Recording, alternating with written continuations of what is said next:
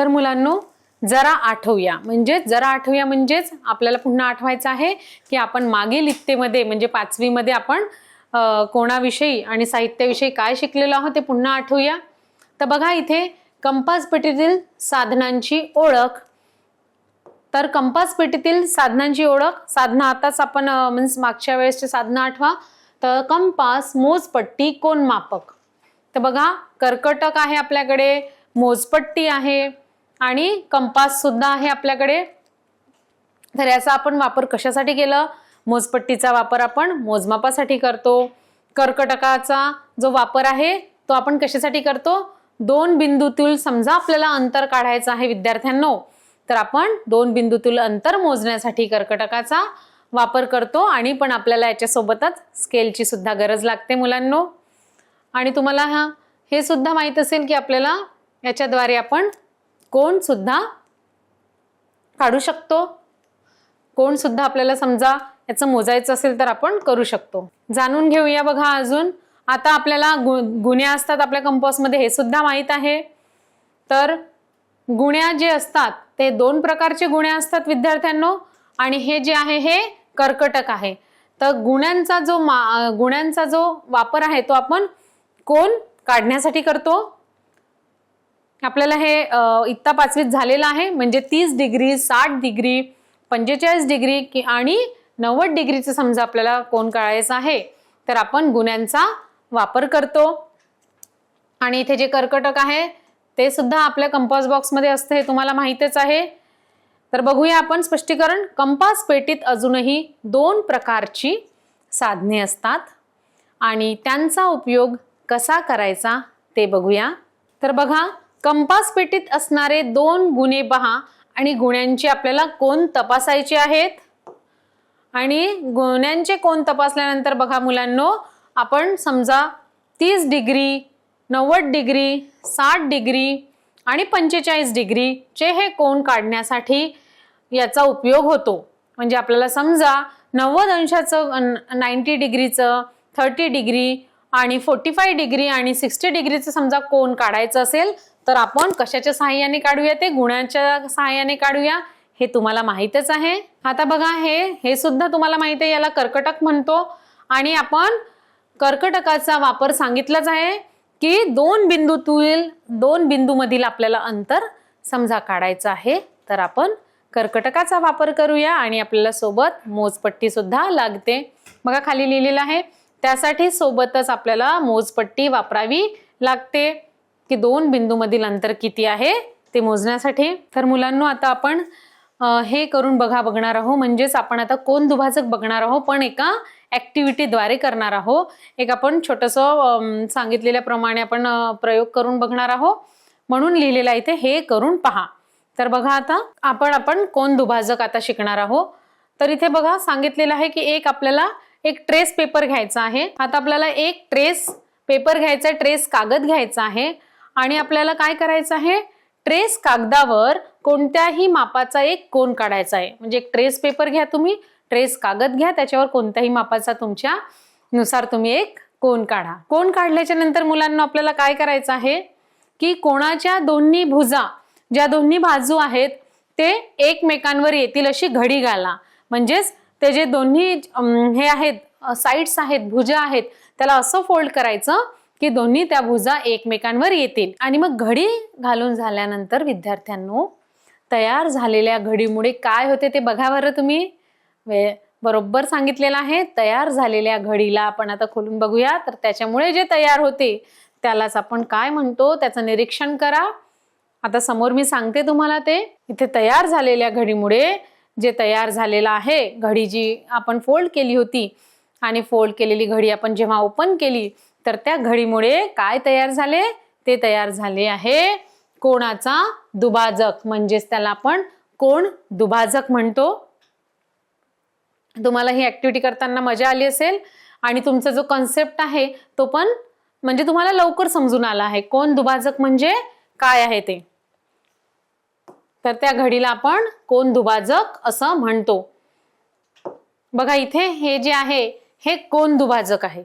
तर आपण बघूया शिरोबिंदूपासून, शिरोबिंदू माहितीच आहे तुम्हाला, आपण मागील बिंदू पाठामध्ये शिकलेलो होतो. तर शिरोबिंदू म्हणजे काय होते की आपण कोणतीही लाईन काढायची आहे किंवा रे काढायचा आहे, रेषा काढायची आहे, तर आपण जो स्टार्टिंग पॉइंट असतो, जिथून सुरुवात होते, त्याला आपण काय म्हणतो? शिरोबिंदू म्हणतो.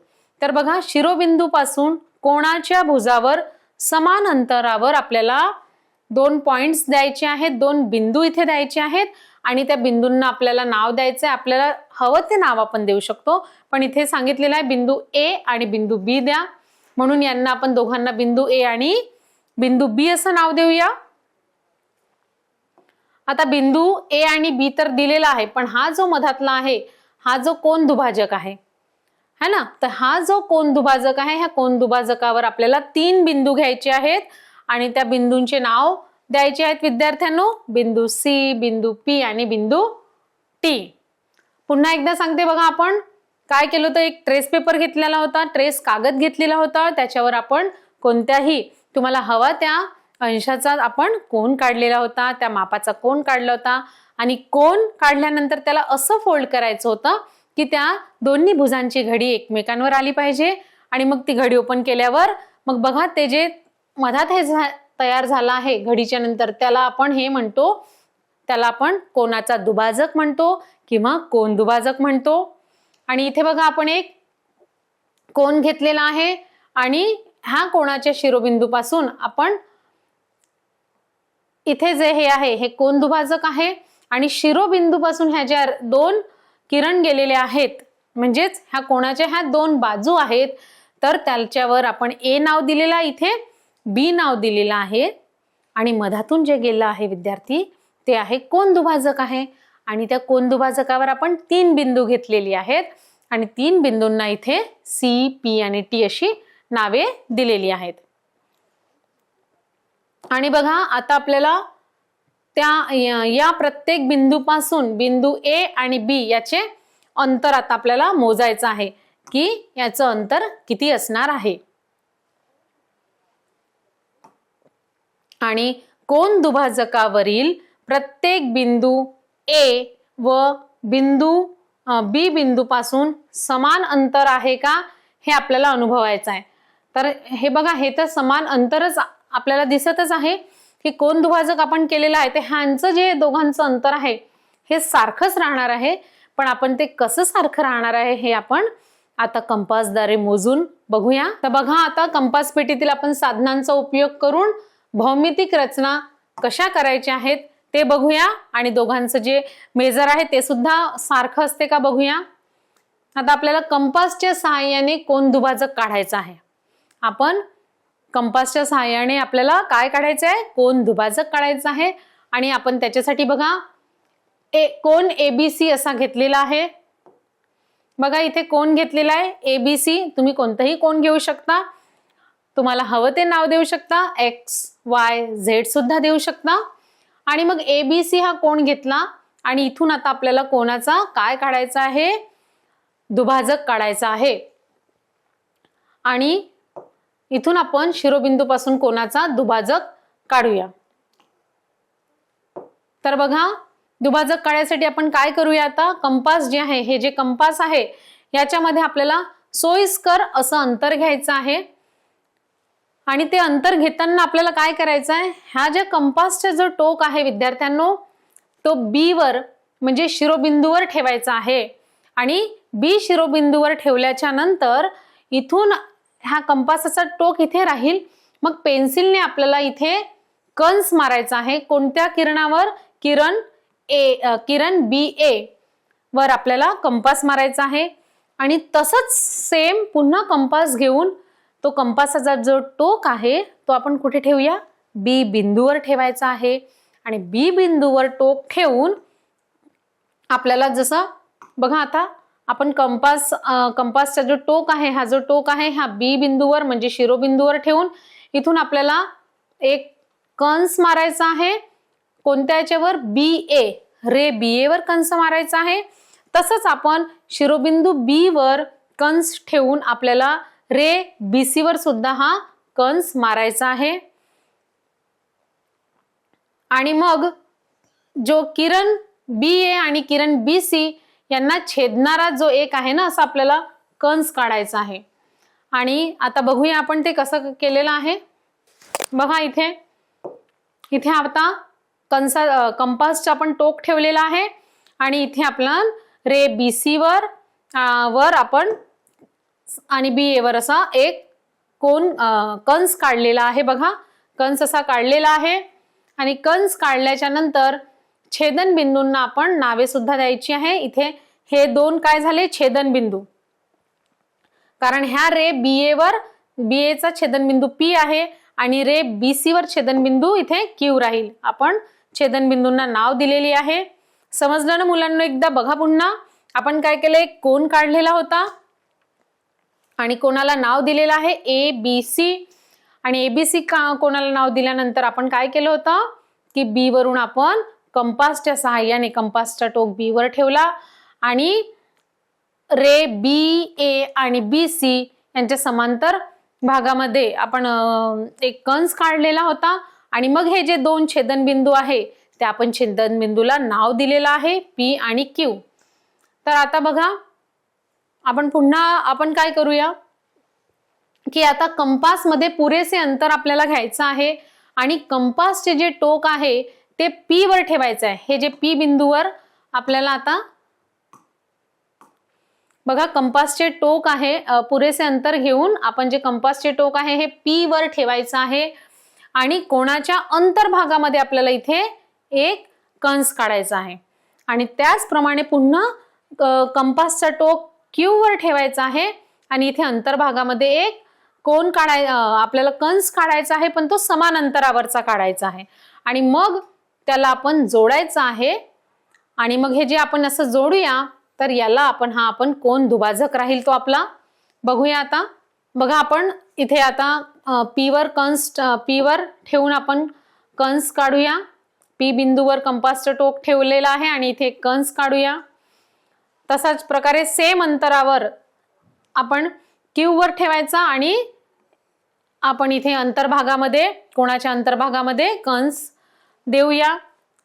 आता कंस दिल्यानंतर बघा दोनही कंसाच्या छेदनाला आपण O असं नाव देऊया आणि इथे बघा किरण BO काढायचा आहे आपल्याला. बघा आता इथून किरण BO काढूया. तर इथे बघा मुलांनो, जो किरण BO आहे हा कोन ABC चा कोन दुभाजक आहे. तर आता तुम्ही शिकलेच असाल, समजलंच असेल मुलांनो की कोन दुभाजक कसं काढतो आपण. आणि बघा आता कोन दुभाजक काढल्यानंतर आपल्याला प्रश्न केला होता की ह्या दोघांचं अंतर सारखं असेल का. तर आपण मोजून बघूया. कोन ABO आणि कोन CBO ह्या दोघांच्या कोणाचं अंतर मोजल्यावर आपल्याला समान दिसेल. बघा ह्या दोन्ही कोनांचं आपण मोजमाप केलं ABO आणि CBO, तर याचं जे माप आहे ते समान राहणार आहे. आता आपण दुसरं उदाहरण बघूया मुलांनो. दुसरं उदाहरण आहे, दिलेल्या कोणाच्या मापा एवढे माप असणारा कोन कंपास व पट्टीच्या सहाय्याने काढायचा आहे. आपल्याला दिलेल्या कोणाचं माप आहे, तर दिलेल्या कोणाच्या मापा एवढे माप असणारा कोन कंपास व पट्टीच्या सहाय्याने आपल्याला काढायचा आहे मुलांनो. तर बघूया आता. बघा आता ही आकृती आहे. इथे ABC कोणचं नाव काय आहे, ABC हे कोन आहे. आता दुसरं आपण अजून एक कोन काढूया आणि दुसरं कोन आता काढलेलं आहे ते आपण राहणार आहे PQR. म्हणजे इथे दोन कोन आपण काढलेले होते ABC आणि कोन PQR. त्याच्यानंतर आता आपल्याला किरण QR काढायचा आहे. हा आपण किरण QR काढलेला आहे. तर बघा सोबतच्या आकृतीमध्ये आपण ABC आहे आणि त्यावरूनच आपण ABC सारखाच ABC आणि काढल्यानंतर कोन PQR काढायचा आहे. आता आपण बघा इथे PQR काढला आहे मुलांनो. आता आपण किरण QR काढूया. तर बघा आता इथे आपल्याला काय आहे, कंपासचे जे टोक आहे हे शिरोबिंदू B वर ठेवायचं आहे आणि शिरोबिंदू B वर ठेवून किरण BA आणि किरण BC यांना छेदणार आपल्याला जसं मागील उदाहरणात काढलेलं आहे तसंच आपण कंस काढूया.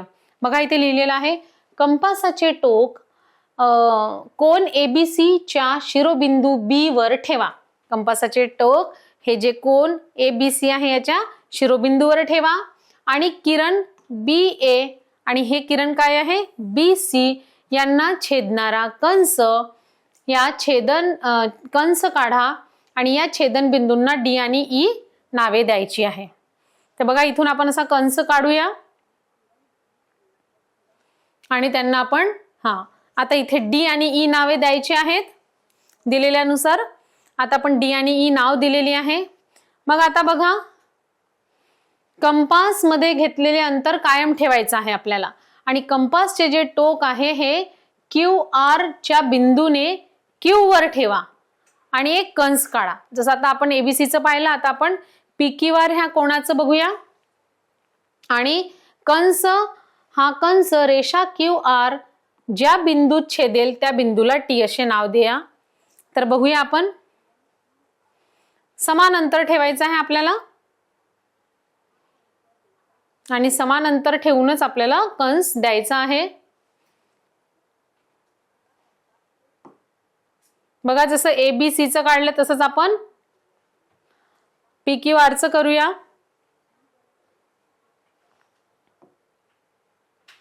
आता काय केलं त्यांनी, आपण हा एक कंस तर काढला होता शिरोबिंदूवर ठेवून. आता हे जे इथे आहे छेदन बिंदू, तर D वरून आपल्याला आता कंपासचे टोक इथे ठेवलेलं आहे. आता हे जे D आणि E हे विद्यार्थी दोन छेदनबिंदू आहेत, तर D वर आपल्याला कंपास ठेवायचा आहे आणि अंतर्भागामध्ये आपल्याला पुन्हा कंस काढायचा आहे. तसंच E वर सुद्धा कंपासचे टोक ठेवून अंतर्भागामध्ये एक कंस द्यायचा आहे, पण दोन्हीच्या वेळेस जे अंतर राहील ते समान पाहिजे. बघा आता कंपासचे टोक E बिंदूवर ठेवायचं आहे आणि कंपास मधील पेन्सिलचे टोक हे D वर पडेल इतकं अंतर कंपास मध्ये घ्यायचं आहे. इथे टोक ठेवायचा आणि E वर पडेल एवढं अंतर आपल्याला घ्यायचं आहे मुलांनो. बघा इथे टोक ठेवलेलं आहे आणि पेन्सिलचं टोक इथे आहे, कंपासचं टोक इथे आहे आणि D बिंदूवर आपल्याला पडेल इतकं अंतर कंपास मध्ये घ्यायचं आहे आणि तिथून आपल्याला कंस मारायचा आहे. बघा आता कंपास मधील अंतर न बदलवता आता कंपासचे टोक T बिंदूवर ठेवायचं आहे, पण अंतर बदलवायचं नाही आहे. आता T बिंदूवर ठेवला आणि पूर्वी काढलेला आपण जो कंस होता त्याला छेदणारा दुसरा कंस आपल्याला काढायचा आहे आणि मग त्या दोन्ही छेदणाऱ्या बिंदूला आपण S असं नाव देऊया. बघा आता याला S असं नाव दिलेलं आहे. बघा इथे किरण आता QS काढा, किरण QS. आणि बघा आता बघा किरण QS काढायचा आहे आणि या किरणावर आकृतीत दाखवल्याप्रमाणे आता बघा PQ दिलेला आहे. तर तयार झालेल्या PQR हा ABC एवढाच आहे. हे कोन मापकाच्या सहाय्याने आपण तपासू शकतो. तर म्हणजे कोन दुभाजक कसं काढायचं हे आपण आता शिकलेलो आहोत मुलांनो. पुन्हा एकदा सांगते, आपण कोणतंही एक कोन घ्यायचं, तुम्हाला हवं त्या अंतराचं घ्या. त्याच्यानंतर जो शिरोबिंदू आहे आपल्याला हवं ते नाव कोनाला आपल्याला द्यायचं आहे. मग इथे जो शिरोबिंदू आहे शिरोबिंदूवरून आपल्याला समान अंतरावर सेम याच्यावर एक जे किरण QP आणि किरण QR वर आपल्याला एक कंस द्यायचा आहे. कंस दिल्याच्या नंतर आपल्याला दुसरं जो आहे दुसऱ्यांदा आपण इथून ठेवून आपला कंस दिलेला आहे, पण तो समान अंतरावर कंस दिलेला आहे. आणि इथे बघा इथे ABC मध्ये आपण काय केलेलं होतं मुलांनो, ABC मध्ये इथे सुद्धा आपण B शिरोबिंदूवरून आपण एक कंस काढलेला होता. त्या कंसांचे जे छेदनबिंदू आहे त्या छेदनबिंदूंना आपण नाव दिलेलं आहे. नाव दिल्याच्या नंतर मग मुलांनो आपण ह्या छेदनबिंदूवर समान अंतराचं अंतर घेऊन कंपासचं टोक इथे ठेवून एक आपण अंतर्भागात एक एक कंस काढलेला आहे आणि दुसरा जो आहे तो छेदनबिंदू Q वर आपण कंपासचं टोक ठेवला आणि एक आतमध्ये दुसरा कंस काढलेला आहे आणि मग ह्या दोन कंसांना आपण जोडायसाठी एक सरळ लाईन दिलेली आहे आणि हे दोन्ही कंस ज्या ठिकाणी मिळतात तिथे त्या बिंदूला आपण ओ नाव दिलेलं आहे. म्हणजे इथे दोन बघा कोणते आपले कोण बनलेले आहेत. एक आहे ए बी ओ, कोण ए बी ओ आणि कोण सी बी ओ. ह्या दोघांचं पण मेजर जे माप आहे ते सारखंच राहणार आहे मुलांनो. तर आता आपण सारांश बघूया. आपण आतापर्यंत कोण, कोणाचे प्रकार आणि कोण कसं काढतात, कोणाचं कोण दुभाजक कसं काढतात आणि आपण कंपासातली जे साहित्य आहे, जसं कंपासातलं साहित्य मोजपट्टी आणि आपलं कर्कटक, गुण्या, पेन्सिल, इरेझर, शॉर्पनर इत्यादी अशांचा वापर करून आपण कसं कोण काढलेला आहे ते सुद्धा आपण शिकलेलो आहोत मुलांनो. तर सारांश मध्ये बघूया आपण. या पाठात आपण कोणाचे त्यांच्या मापावरून पडणारे प्रकार, कंपास, मोजपट्टी, कोनमापक याचा उपयोग, तसेच कोनमापक न वापरता कंपास व मोजपट्टी वापरून दिलेल्या कोणाच्या मापा एवढे माप असणारा कोन काढण्याचा आपण अभ्यास केलेला आहे मुलांनो.